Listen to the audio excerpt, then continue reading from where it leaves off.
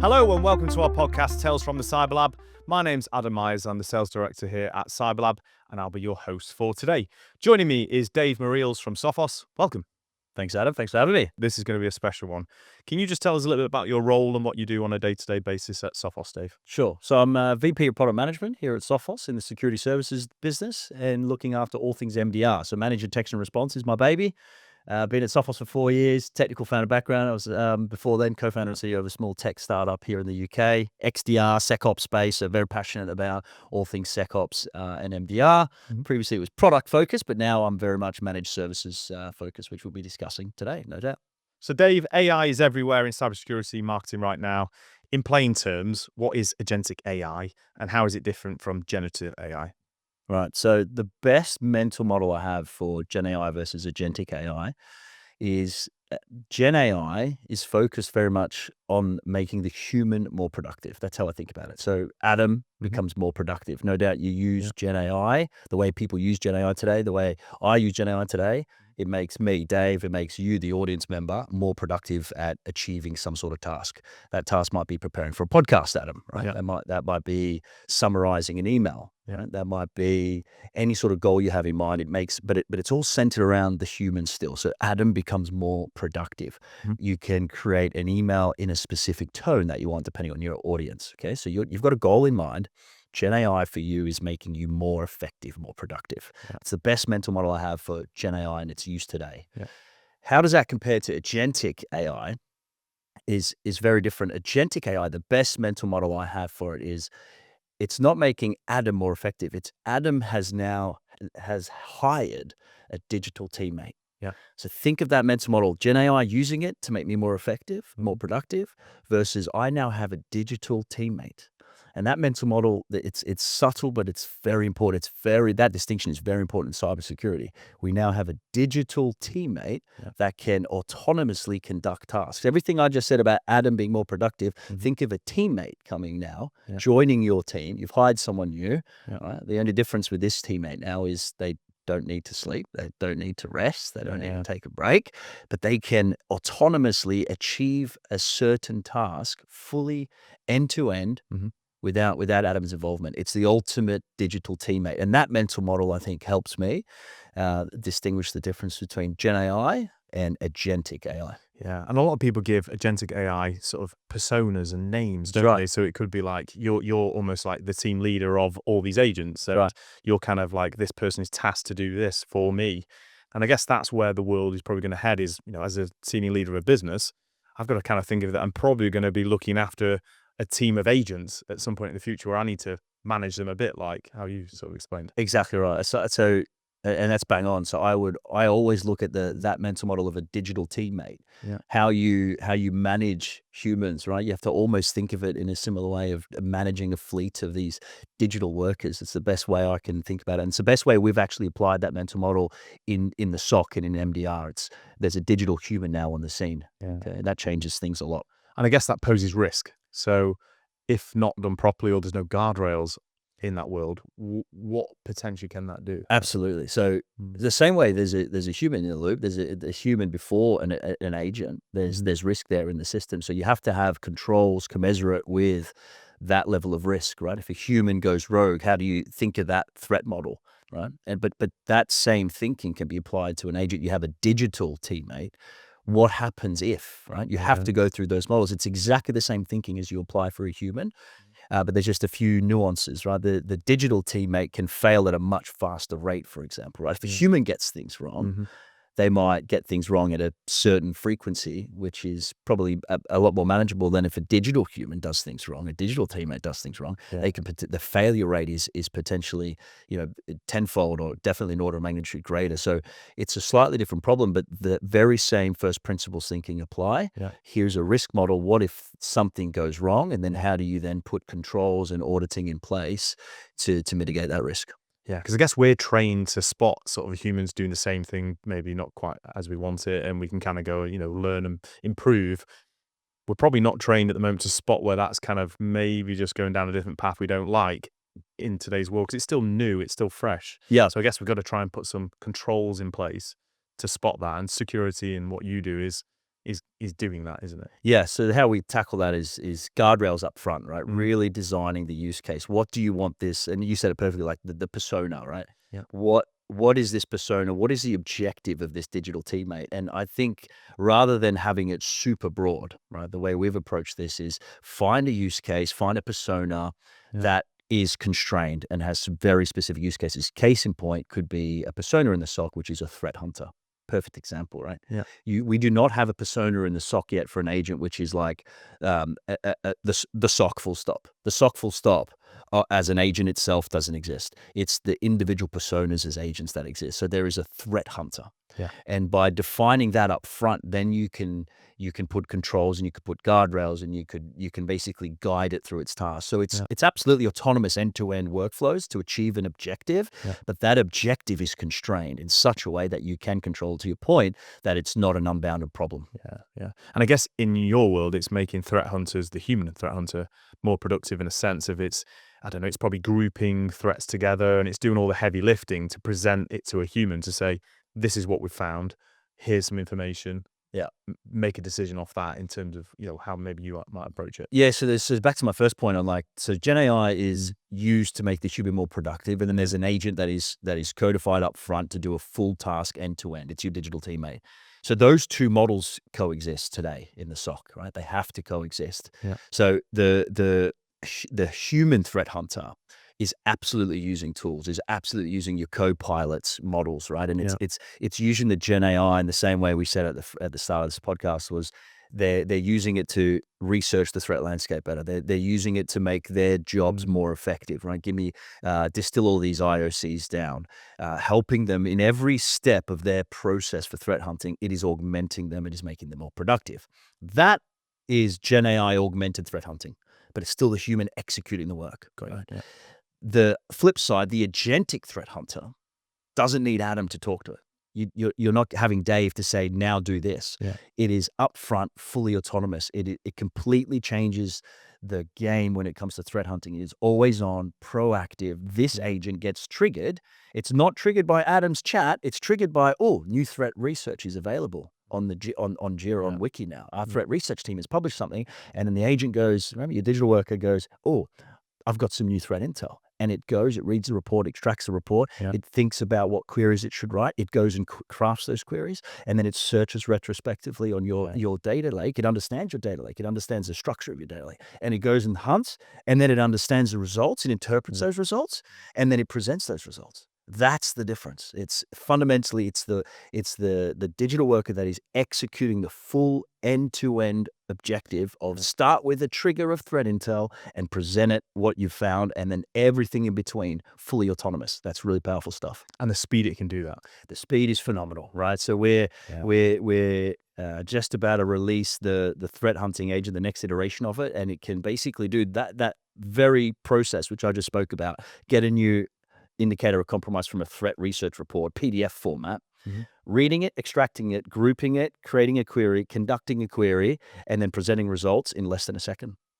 That's phenomenal. Wow. It's phenomenal. So it's a step function change in the outcome it's providing to the customers. And that's what makes this very exciting. And someone like us, building those, partner with you guys, bringing out MDR, what gets me really excited about this whole era, this agentic era, is it is now a step function change from an outcome point of view. And this is what I think the industry, we've sort of lost our way, but everyone, and if any of the viewers went to RSA or to InfoSec, you're probably rolling your eyes. And if you're a buyer out there, I genuinely feel sorry for you, because all of a sudden overnight, everyone has slapped on, I'm now an agentic MDR. I'm now an agentic SOC. And it's really hard as a buyer to, separate the chaff from the wheat, because now all of a sudden every traditional MDR is now an agentic MDR.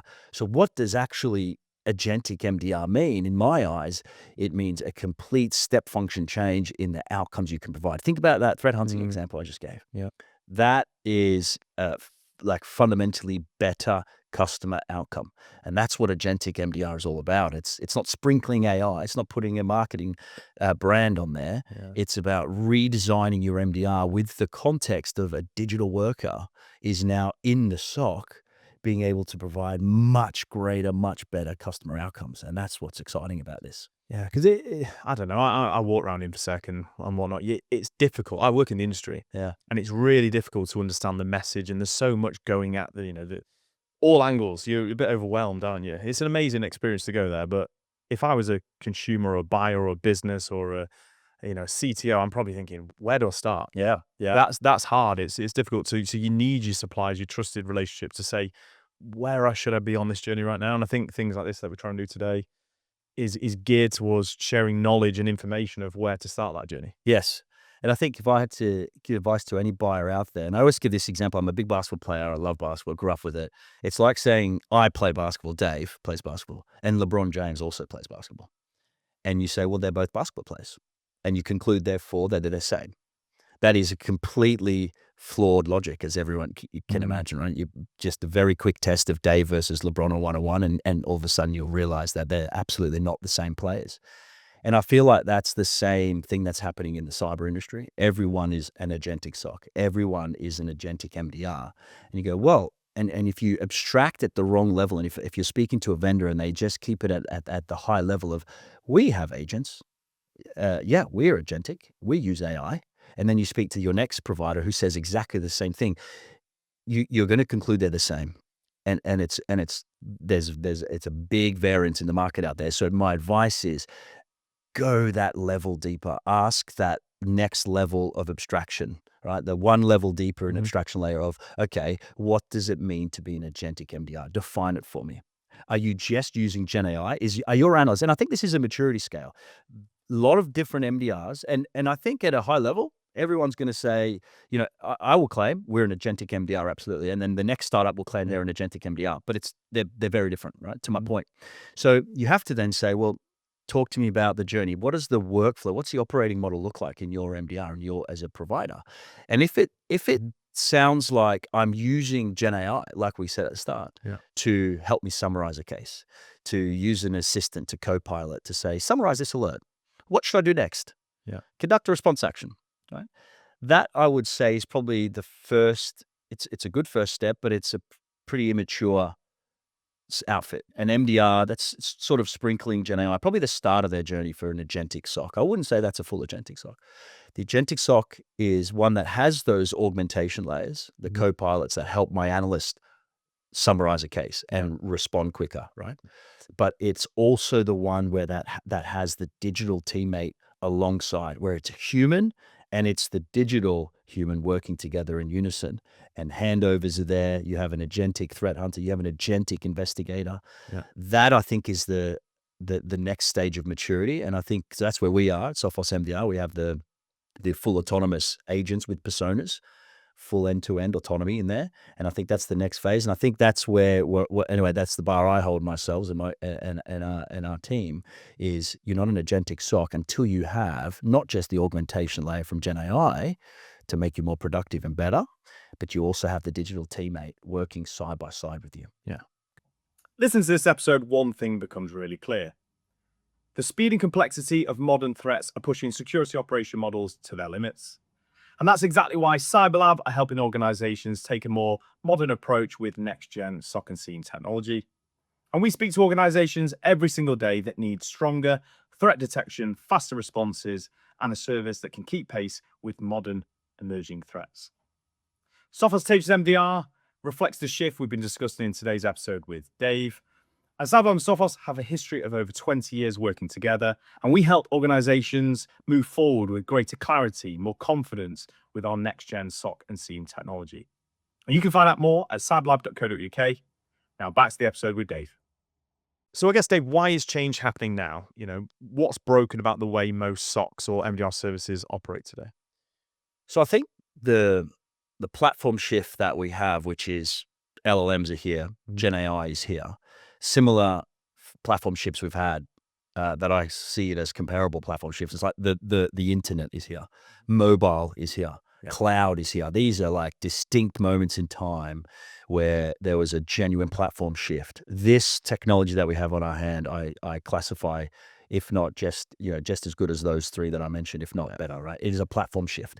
So fundamentally, we have a phenomenal technology on our hands here.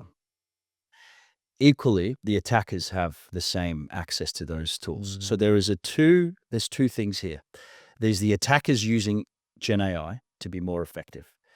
Now, we've been saying this for years, right? And like every year, what's a prediction we can make? It's like the threats are going to keep evolving. Right? The only thing that's constant in this space is change. I love that quote, right? The only thing constant is change in this space in particular. So threats will continue to evolve. With LLM, it's now LLM-powered threats that are going to continue to evolve. So you have this threat landscape. It's always continuing to evolve, but it's going to evolve at a much rapid pace now with the introduction of this technology. And the volume, I guess. The volume, the effectiveness, the language barrier disappears. I can write perfect phishing emails in any language I want now. So it's the reconnaissance phase for the attackers gets a hell of a lot more effective.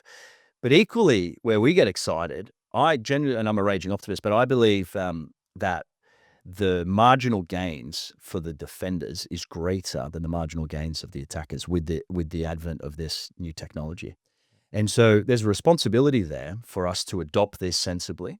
But and back to your question of why is this different? How is the old world broken? It's not because the old world was bad in its own right. It's because we have such a powerful technology in our hands today that therefore that means the outcome we can provide when we adopt that technology is going to be a step function change from a customer outcome point of view. Could you imagine a world where now my mean time to respond, right, or my mean time to detect is now measured literally in seconds, right? Yeah. So in our SOC, we're seeing 90-second MTTRs, right, mean time to respond across such a global scale.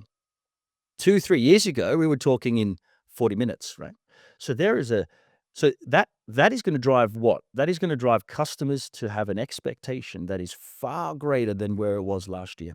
And the market dictates. Eventually, the buyers will dictate. So if you do not adopt this technology to advance the customer outcome from a speed and quality, it can't just be speed.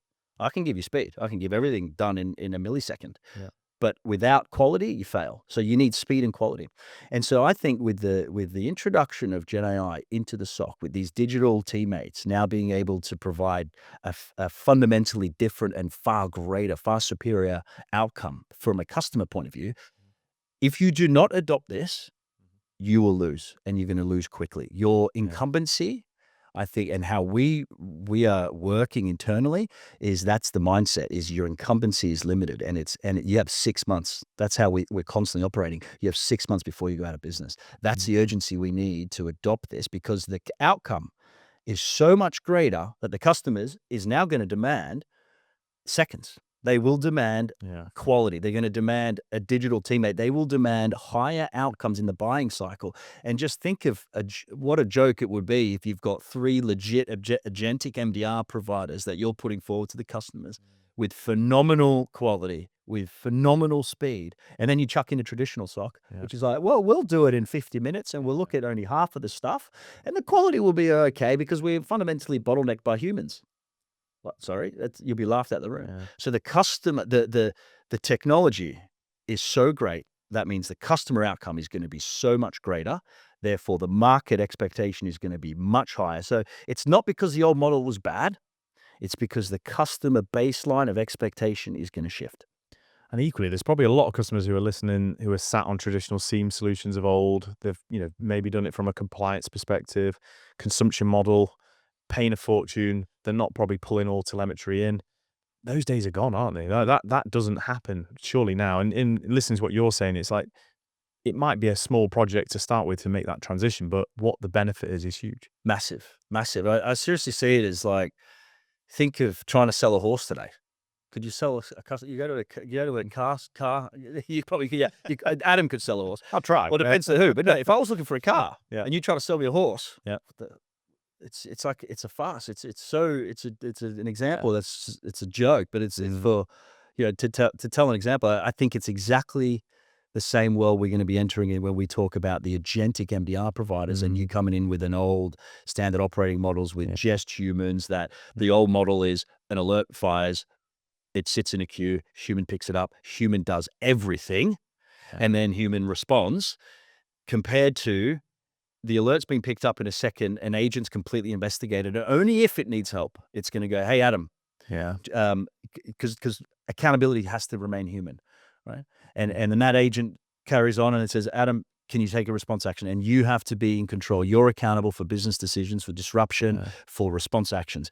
That is a fundamentally different model. It's a fundamentally different operating model. And again, it's going to drive an expectation from the customer side that then is going to drive competition. If you do not adopt this, it's going to be a competitive disadvantage and ASAP. It's going to happen. Yeah. And equally, if you're in role at the moment as, I don't know, an IT leader, cyber leader, boards are going to want these things quicker. Other businesses are doing it. We want to keep up with the trends. It's like, it's time to evolve and move that technology, isn't it? It's shifting so fast. You don't want to get left behind. Absolutely. Yeah. And it is driven fundamentally. The threat landscape is evolving, so that's a driver. Let's not just say it's pure competition and a great technology and you have to adopt it or you'll lose.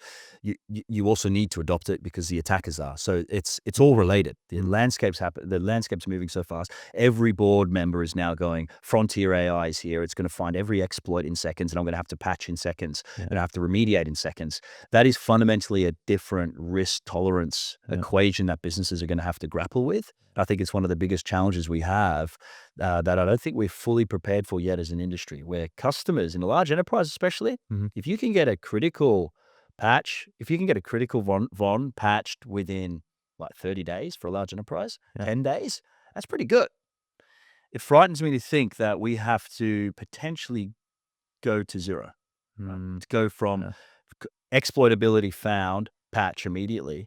And so that is a completely reframe of the problem. So how do we change our risk tolerance, right, to adapt to that? And that's also what's going to be in the front of people's minds is they're reading the news about frontier AI and they're saying, wow, we need to adopt this. And that's again further going to drive customers to choose vendors that are adopting Gen AI and maximizing the potential of that technology. Yeah. And I kind of look at this next gen SOC and SIEM. It's the glue. It knits everything together, isn't it? It's the core of what you should have at the heart of your technology stack. How you work with Microsoft, how it pulls telemetry from investments you've made in the past with other vendors. Yeah. It's the heartbeat of what will pull all this together. Yeah. How you knit all your tools and technologies together. Because historically in the past, it's not been that way, has it? It's been up to the human to try and do something there. I've had many calls with customers and they're saying, look, this isn't quite talking to this. Yeah. You talk around, backup, DR, all these other areas, firewalls, that all needs to be pulled in. Absolutely. And it is. And that's why I think the open platform play and you've heard about our recent launch, right? The native cyber defense system, right? If we're calling it as a defense system now, that's the language we're using. And it very much is. It's a platform, it's open, it's a system that can talk to each other. There's gone are the days where an endpoint alert requires just an endpoint response action, right? It's an endpoint alert that potentially needs an identity revoked or a session revoked in Google or in Microsoft. So it's so important that those systems are all integrated into the platform, and then the systems there, and as you said, Gen AI powered, that can talk to everything, conduct response actions. That's also the new benchmark, right? Could you imagine trying to sell a point solution and a point service? It's laughable. Yeah, it has evolved rapidly, though, hasn't it? That has just changed very quickly, and people like yourself who are at the heartbeat of doing that, the decisions you make, are having a massive effect on the industry, I think, and it's going quick. Yeah, and we have to evolve, right? It's again driven by the threat landscape and the need, and that customer demand is increasing, is increasing. Yeah, we have to, and we are. We're working night and day with that mission in mind, and the vision and the mission for us. The mission shouldn't change, right? The mission should always be grounded in customer outcomes. Right?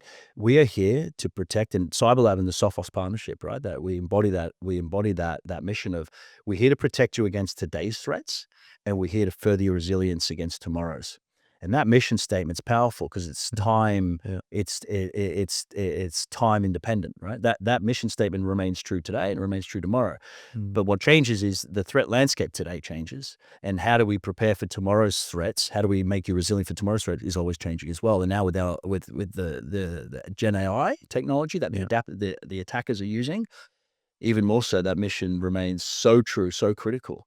Yeah, good. So Dave, for an organization looking at MDR or considering switching providers, what should they be asking during that process?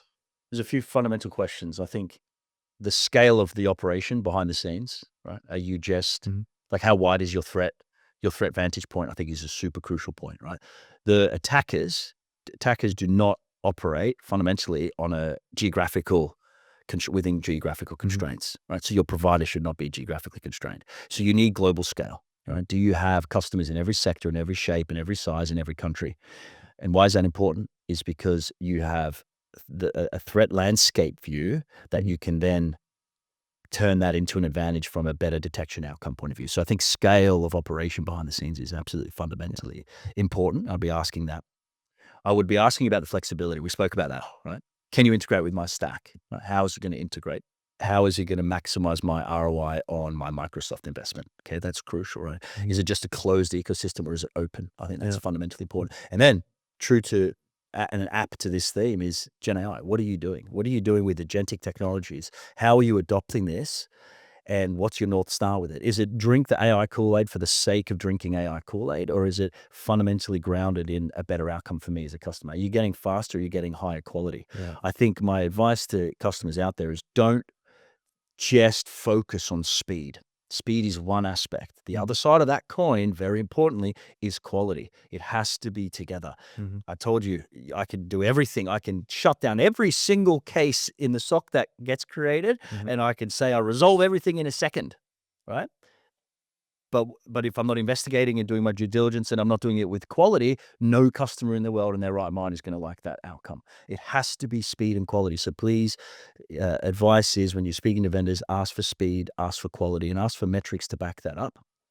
And then, lastly, I would say is the agentic outcome, right? Again, how are you adopting that in the SOC? But if I had to give one last piece of advice to any buyer out there around what sort of questions to ask, I think this is becoming increasingly more important, especially with the adoption of agentic technology and Gen AI. We are using it a lot in our SOC, right? And I absolutely, hand on heart, we're doing it with the right mission, the right North Star, a better customer outcome. But I think one crucial question that not many people ask, but it is becoming more top of mind for CISOs, is, if I'm going to partner with you as my MDR provider of choice, how do you give me assurance that your message of I will reduce risk, right? This is what it's about. How, by partnering with you to reduce my risk, you're claiming that. How are you going to give me assurance that whilst doing that, you don't also introduce risk? And what I mean by that is, what controls do you have in your own SOC that, with security in mind, that is not going to introduce risk into my own environment? Because it's a highly privileged relationship. MDR, I have access to their systems. I have access to their Microsoft environments. I can conduct response actions, right? I have admin level access to a lot of the endpoints and service. That comes with a risk. And so ask the question when you're looking at MDR providers, when you're looking at managed services, what are you doing internally? Don't just waffle. Show me proof. Show me how this is, how you're tracking that risk internally. What measures, what protective controls are you implementing in the SOC?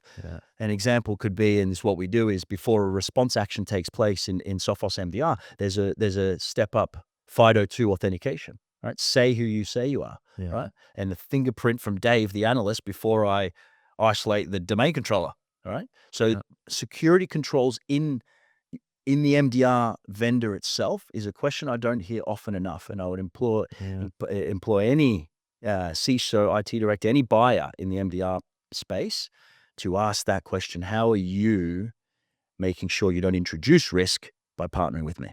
Because you just assume trust, don't you? You do. And really, you should be benchmarking. Trust but verify.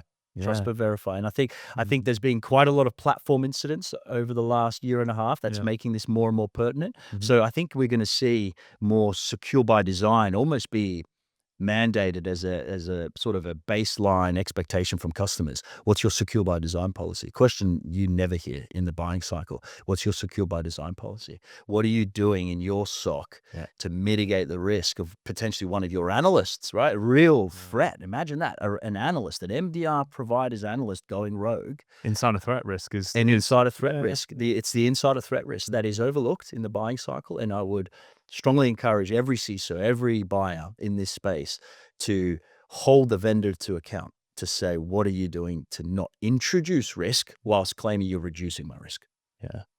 I think, well, you've demonstrated what Sophos are doing, so I think that's fantastic. And, there's a lot of trust there. We are at the heartbeat of that. And I think it's a really good tip to take away that. Yeah, really powerful. So if there's one thing you could give as a top tip from this podcast, Dave, to our audience that they should be considering in their sort of new year and what they should be doing around cybersecurity, what would it be? It's back to my first point. Don't believe the hype. Don't believe the marketing message of the Agentic SOC. Don't compare Dave and LeBron James because they're both basketball players. Go down that level of abstraction, ask questions, ask what's your mission? How are you implementing it with my outcome in mind, and get the vendor to define what that outcome is, how they're tracking it, how are they keeping it auditable, how is trust. I think my advice would be really rooted in my advice is the trust question, right? Not many people are talking about trust. We're saying speed. Some of us are saying quality, but I want customers out there and buyers out there. The top tip is unpick the trust question, unpick the trust equation, and say, what are you doing? How am I going to trust you? You're adopting these technologies faster than I am, right? Give me trust in the way you're doing it, your way you're adopting that, aligned to my outcome, is appropriate, measured, and not only going to give me brownie points for innovation, but it's going to do it. We're going to scale really quickly. It's going to be fast. It's going to be quality, right? But it's done so in a very considered, thoughtful, risk sensible fashion. I think that's my biggest tip: to unpick the trust question in this day and age, especially in the agentic era. Yeah, amazing. Our first guest that's joined us for a second time. I want to say thank you, Dave. That is an amazing episode, and I'm sure our audience will really enjoy listening back. Thanks for having me. So that concludes this episode of Tales from the CyberLab. Join us next time for a brand new episode. Until then, stay secure.